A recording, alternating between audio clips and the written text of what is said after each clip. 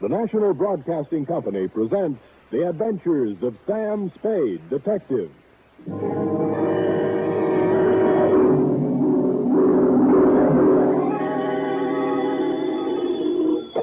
Sam Spade, Detective Agency? Me, sweetheart. Sam! Do you know you're in all the papers? Don't think I'm happy about it. You were standing on the sidewalk pointing, Mhm. and there's a dotted line running from you to X where they found the body. You mean where they found the last body, F? There were several before it. I know. All those poor, poor people. Tell me, Effie, how many dots were there running from me to where they found the body? Oh, let's see.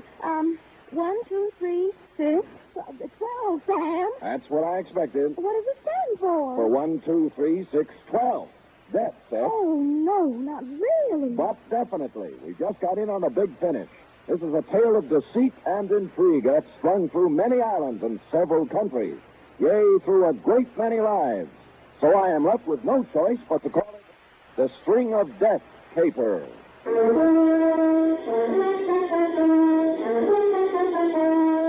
For NBC, William Spear, radio's outstanding producer-director of mystery and crime drama, brings you the greatest private detective of them all in The Adventures of Sam Spade. Effie! Sam. Don't shout. How are you, Sam? Oh, I'm all right, I guess. Oh, let me look at you. Yeah. Sam, you need a rest. You've been staying up too many nights. And going around with the wrong people. You don't have to tell me. Well, I have only this to say. If the people I've been going around with lately won't be going around anymore, so don't worry about me. all right, Sam, if you say so. But you look so terrible. Your eyes are bloodshot, Aren't everybody's? and your hands are shaking. True, Effie, and here's why. Take it down. You ready? Well, don't make it too gory, Sam. Effie, I am not going to pull any punches. You'll have to take it as it came, the way I did. Date, fill it in. To Lieutenant I.C. Kelsey, Homicide Detail, San Francisco Police, from Samuel Spade, license number 137596. Subject, The String of Death Caper. Dear Kelsey, it's hard to believe that the events of the past 48 hours all began with the discovery of the oyster, but they did, and they made a marked change in the census figures of several countries. The whole thing was incredible. The most incredible part of it was that I was careless enough to let myself get mixed up in it. The entire seamy saga began 2 days ago when my door opened and a woman walked in. Showgirl, type 7B, tight black skirt, too tight blouse, red alligator shoes, hair overdone in somebody's peroxide oven, you know, that kind of stuff. She chewed gum, of course, and swung a black patent leather handbag. And her charm bracelet was so loaded, I wondered if she could lift her arm. Let's face it, I'm stranded. Really? Where? Where'd you think? Here, right in this town. Well, my sympathies. Won't you sit down? Thanks. You're a gentleman. Not even so. The next time I take a job somewhere, I'm going to carry a ticket back to where I came from and a 6-day supply of K-rations. Well, would you care to tell me about it? I was doing an act at the Gay Paris when the blow fell. Yeah? They had a big floor show trying to boost business, but it didn't boost, it busted. Oh. The place was padlocked. Likewise, the owner's pocketbook. We were out 2 weeks' salary. We? I was the Olga half of the dance team of Ricardo and Olga. And then? Ricardo, the creep, must have been tipped off, because the night we closed, at the end of his first number, he danced off the floor, out through the stage entrance, and was never heard from again. Well, I always say we're better off without those kind of people around anyway. Not when he buffaloes out with all your savings. I hate him already.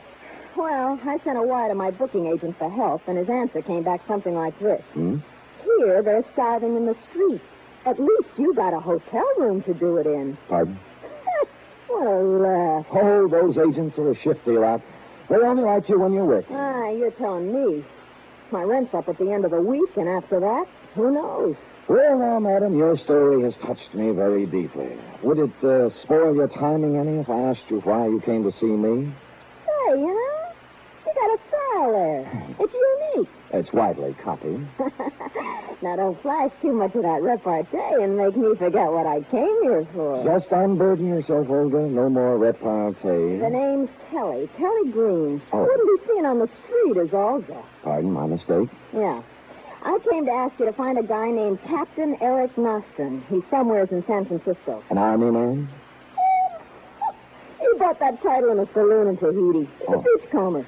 Tell him Kelly's got some information she wants to sell. You can reach me at the Embassy Hotel, 627.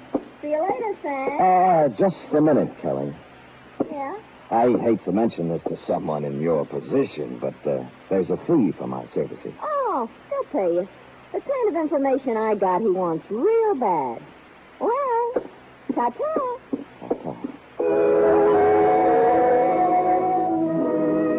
Clearing everything off my desk, 2 shoes with feet in them, mine, I embarked on this dangerous assignment, if Brian Donlevy will pardon the expression.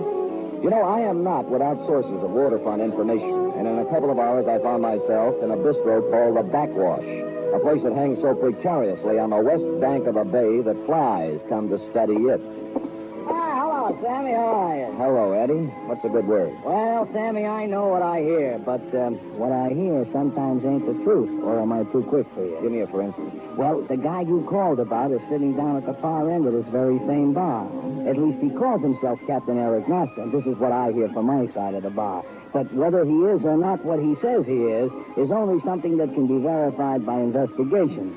Or am I too quick for you? I'd have another pint of beer, bartender. Let me buy. Sure.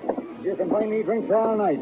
But don't make the mistake of trying to get me drunk. Make it 2, will you, Eddie? Hi, Sam. Sam. That means he knows you. You're okay by the house. Well, then you're okay by Captain Nostra. There you are, 2 beers. What's the rest of it, Sam? Spade. Yeah. Well, I'll tell you something about you, Sam Spade. You didn't come here to drink with me. You came to talk. Now, shall we go over in a booth? That's a good idea. Right. Yeah.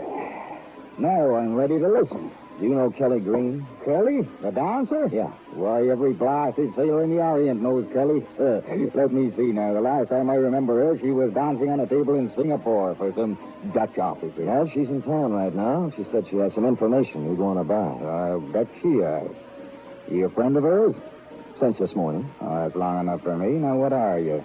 Private detective? I am, and that brings up one other point. She said you would pay me for finding her. Oh, surely. What's your fee? 25. Yours 50. No. Look, Oh, take it now. As far as I'm concerned, you've earned it.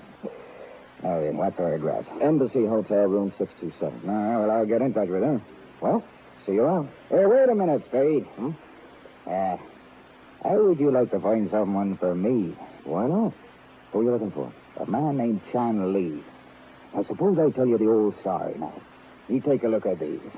Look here. Feast your eyes.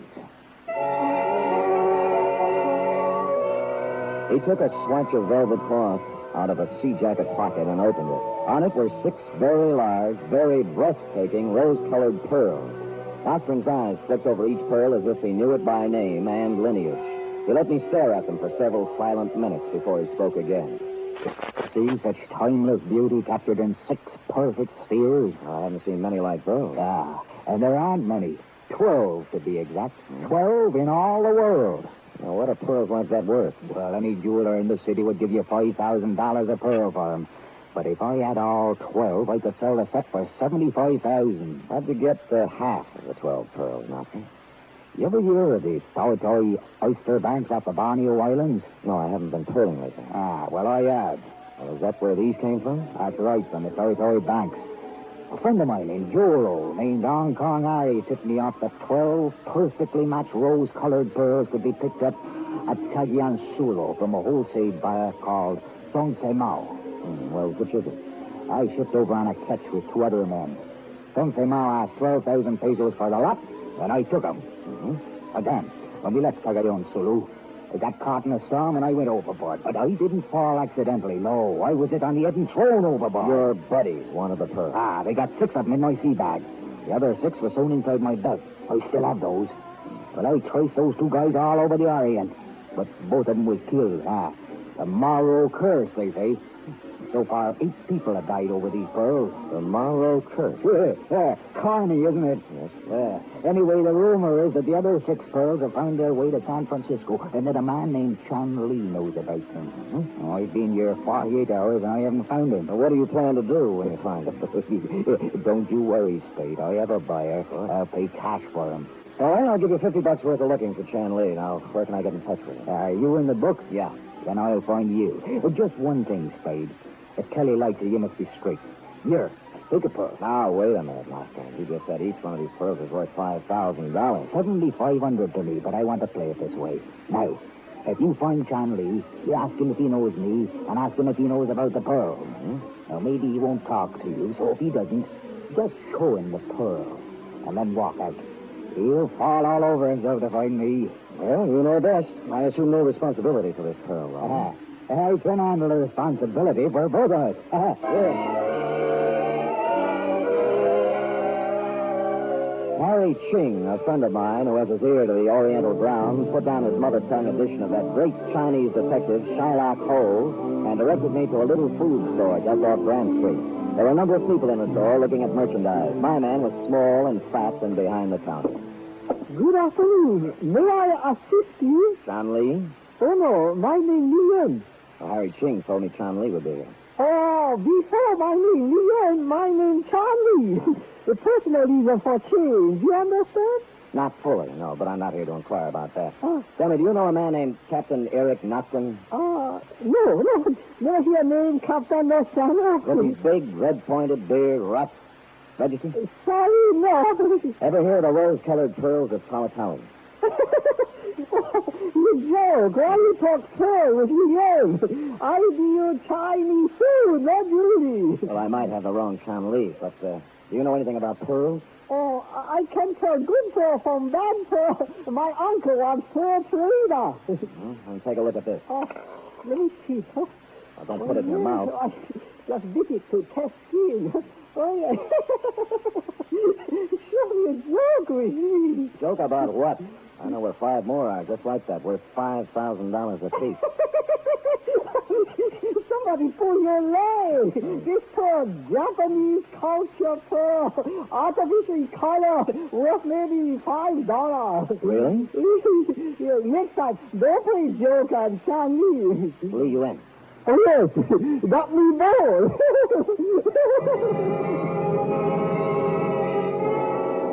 A skeptic, I took the pearl to a jeweler I know, and he told me Chan Li lied in his straggly beard. It was the finest specimen of rose pearl he'd ever seen.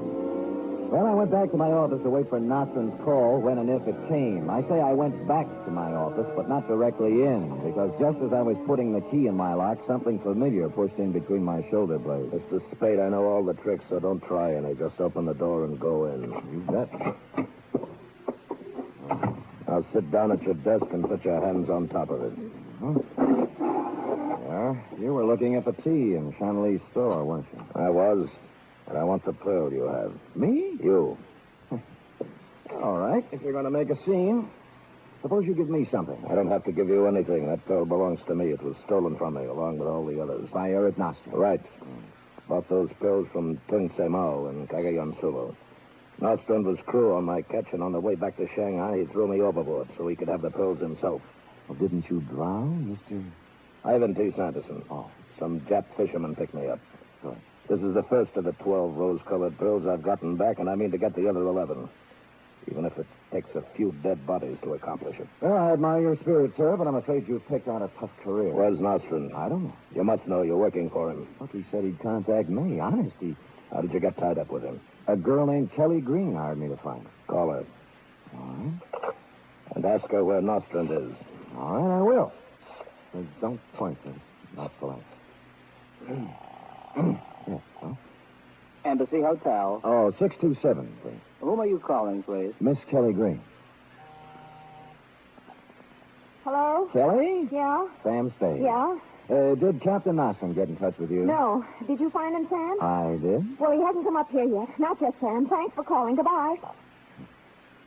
She hasn't seen him yet. Thank you, Mr. Spade. I'll be checking with you from time to time. He pocketed his gun and stalked out with a $5,000 pearl in his hand. I knew he had heard the operator say Embassy Hotel, and I knew he heard Kelly Green's room number. So I let him get a small head start. He went directly to the Embassy Hotel. I followed him into the lobby. He got the one elevator, and I had to wait until it went up and came down before I got it. When I arrived at the 6th floor, the door of 627 was slightly open, and there was a sharp odor in the air. Ivan T. Sanderson wasn't there. Neither was Kelly Green. And dragging himself across the floor, trying to reach the door, was Captain Eric Nostrom. He had 2 bullet holes in his back. I tried to help him, but it was beyond help. He collapsed, dead. As his body relaxed, his mouth slowly opened, and 5 rose-colored pearls rolled out.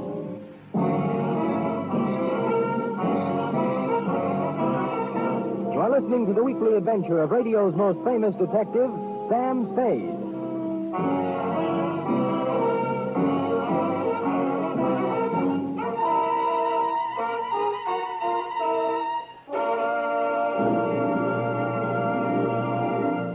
Three chimes mean good times on NBC. There's music and mystery with the chimes every Saturday.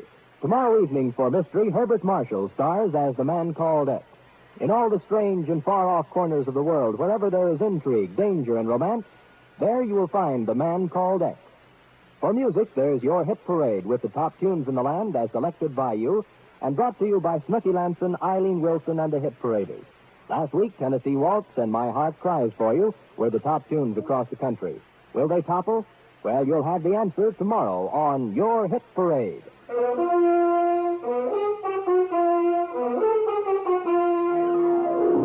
And now back to the String of Death caper, tonight's adventure with Sam Spade.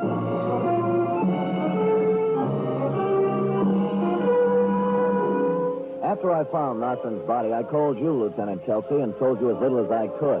After that, I went out to dinner and then home to bed. This hiatus was necessary in order to let the pot of vicious intrigue bubble a little. Well, the next morning, at considerable expense, we added a new character to our play, which was already an extravaganza. Good morning. Well, good morning. I am not sure, monsieur, whether I am going to kill you or let you live. A very effective entrance, sir. And who are you? Jacques Malraux. Aha! Of the Malraux curse. The same, monsieur. It was reported in the papers that you found the body of Captain Eric Nostrand in the apartment of a girl named Kelly Green. Well, I'm afraid I just happened to be there. Did you happen to know if anyone found a number of pearls on Nostrand's body? Well, as far as I know, they didn't. You mean the Tawatawi pearls, don't you? Aha!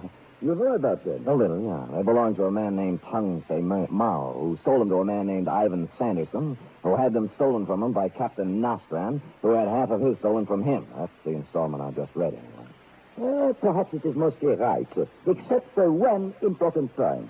Tung Se Mao was holding them for me. They were not brought. They were taken from him at the point of a gun. Getting involved. I risked my life in the shark-infested waters of Tawatawi diving for those pearls. No man but me will possess them. Now, where to find Kelly Green and Ivan Sanderson? Oh, I don't know. The police don't know, so I can't tell you. Aha. All right, Mr. Spade. You have an honest face, I believe you.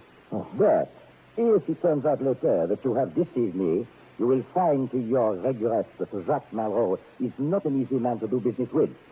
Au revoir. Following his exit, I allowed a pause for dramatic effect, and then dissolved into the next scene. On the front door of Chanley's grocery store, there was a sign, closed for the day, so I went around the block, through an alley, and came up on his living quarters from the back way. I stood at the back door and knew somebody was home listening to some Oriental artist show. I tried the doorknob, it turned, and I carefully opened the door and stepped in. What you do my house? Well, What like you come in private house? turn that thing off and I'll tell you. All right, get out or I call police. Son, I didn't come here to quibble with you. I came to speak right from the shoulder. What you talk about? The Tawatawi pearl. I don't know, Paul. Get out. You know Nostrand was killed yesterday, don't you? I tell you before, I know no man named Nostrand. All right, where's Sanderson? What man? The tall man with the clipped mustache who was in your store yesterday when I was there. So plenty people come my store. I not know them all by name. Come by anybody. Plenty mustache. All right, play it your way for Yeah. now. But if you ever do meet up with Sanderson, just tell him that I have the other 5 pearls. The ones Nostrand was killed for. Just as I closed the door behind me, I saw a pair of red alligator shoes with a pair of nylons draped over them pushed under a chair. I hesitated a minute, thought better, and hurried away. I went back to my office, pulled out a good book, and read for 3 hours. It paid off. Sam, I had to come to you. I'm in an awful jam. I should say you are. And it won't get you any easier when I call the police. I knew where Eck was found in my apartment, but I didn't have anything to do with it. Nuts. I called you from here not 10 minutes before Nostrum was found dead. All right. He was there, but he wanted me to say he wasn't. Do you want me to tell you something else about yourself? I checked with the Embassy Hotel. Your bill was paid for a month in advance. You weren't stranded. It was a murder setup from beginning to end. But I can't understand your being dumb enough to use your real name. He wasn't supposed to have been killed there. It was supposed to happen someplace else. That's what I thought. Oh, don't do it, Sam. I came here to tell you the truth. I need your help. I can't help you now, Kelly. He made me do it. He made me come to San Francisco, wait for Nostrum, and then find him. Who made you? Sanderson? No. Chan Lee. He killed Nostrum. He shot him. But we heard somebody at the door and went out the fire escape before we could search Nostrum. What do you mean he made you do it? Look at this. That arm isn't pretty, is it? There must be 1,000 holes in it. When did you start this? In Singapore. Chan used to be there, and he supplied me. I had to follow him here because I didn't have enough money to buy it. I see. Well, Kelly, I'm sorry. Maybe the state will take that into consideration. Sam, I want to go into partnership with you. Partnership? Doing what? Selling pearls. You have 5 of them. I have 6 of them. Here. Where'd you get these? From Chan. I heard you there. After you left, he got excited and had to take something to quiet himself down. I grabbed these and beat it while he was still under. What do you say, Sam? Let's sell them and go someplace. Well, it might be arranged. Where's Sanderson? Ivan Sanderson? Yeah. He lives on a boat. It's a yawl, a trader anchored at Pier 32. Ah, don't worry about him, Sam. You can take care of him. I probably can. Did you ever hear of a guy named Jacques Marot? Marot? Jacques Marot? Yeah. Was he in San Francisco? He was in here yesterday looking for you and Sanderson. Sam, the deal's off. I don't want to have anything to do with it. Here, keep the pearls.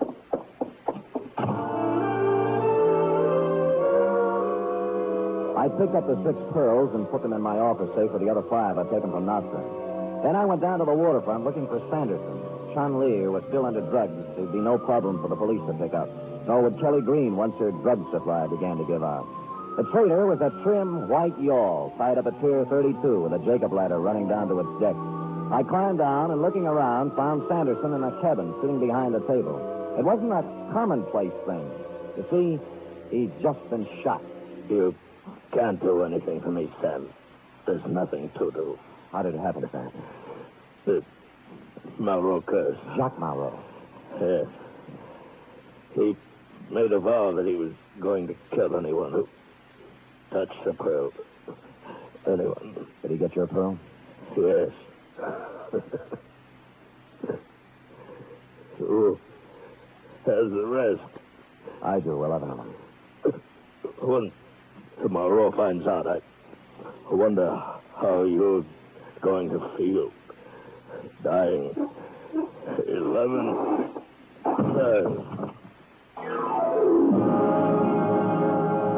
That's when I turned the whole thing over to you, Kelsey. I went back to my office, put in a call to your office, and gave you a complete rundown on the case from beginning to end. Who did what and how you might go about finding them. You said you'd be right over to pick up the pearls, but you got there a little late. I had no sooner put down the phone when... All right. You have a pearl. Give them to Chubb, or he will not hesitate to shoot you. The way you did Nostrum? I don't have time for talk. Hurry, get pearl. Okay. They're in my safe here. I don't think I'm going to give you any arguments or pull anything clever. It would be too bad if you did. I don't really know who these pearls do belong to, and I don't care much anymore. You can have the worries instead of me. I would be glad to worry about such a treasure. Yeah, here they are. Stay where you are. Throw them to me. Catch. Thank you.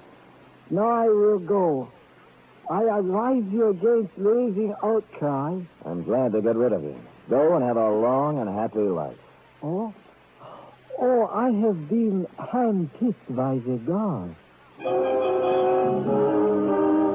was, but for a different reason. He put the pearls in his pocket, and with a little smile of triumph at how easy it had been, he turned and quickly walked out of the office. He even closed the door politely. But outside, he didn't get far. I ran for the hall, firing my .38 out of its holster. Chun Li lay still on the floor, and his coat pocket had been turned inside out. Steps were pounding down the stairwell, and I followed. When I hit the sidewalk, he was half a block away and running. I I fired at him, and he stopped and fired back. My second one caught him in the chest, and he fell twisting across the sidewalk. I walked right up to him, but it was all over. Jacques Marot was dead. And one by one, 12 of the most beautiful rose-colored pearls in the world were dropping out of his hand, rolling down the gutter, and plopping into the sewer, where they belong.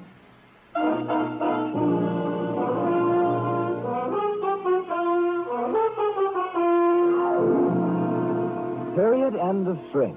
Sam, did they all go down the sewer? Every pearl, Effie. Who knows where they might be now? Maybe at the filtering plant. Maybe out to sea.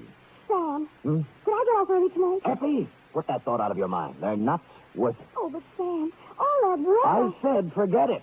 I'll go type that up. Go on, scoot.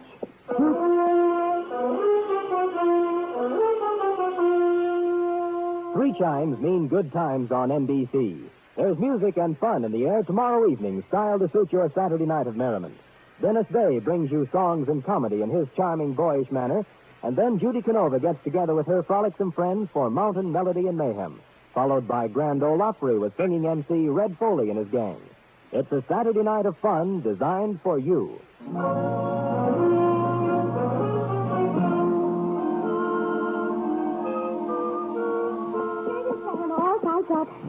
Oh, Sam, those pearls. I'd give anything just to wear them one night. Anything? Well, I suppose it isn't worth it.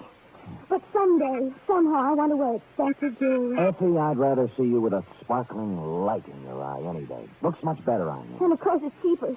Effie, is that a slur on my character? Oh, I don't get paid too much. Or too often. All right, let's settle this thing right here. You say you want some pearls? Oh, I'd love some. Well, here you are. 6 oysters. 3 boys and 3 girls. You can grow your own at home. Sam, are those really oysters? They are, indeed. I picked them up at Fisherman's Wharf just this afternoon. Well, what do I do? Well, I'll make it easier for you. I also bought a bottle of cocktail sauce. So which will it be, pearls or oysters on the half shell? Oh, Sam, you're so different. Let's eat them. Not until you say... Good night. Good night, sweetheart.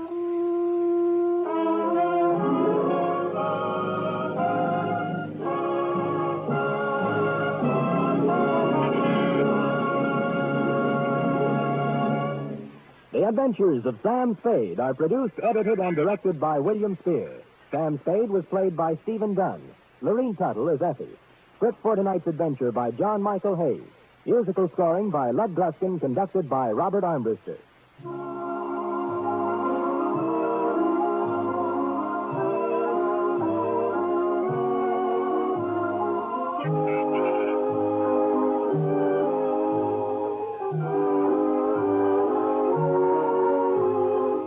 Join us again next week, same time, for another adventure with Sam Spade.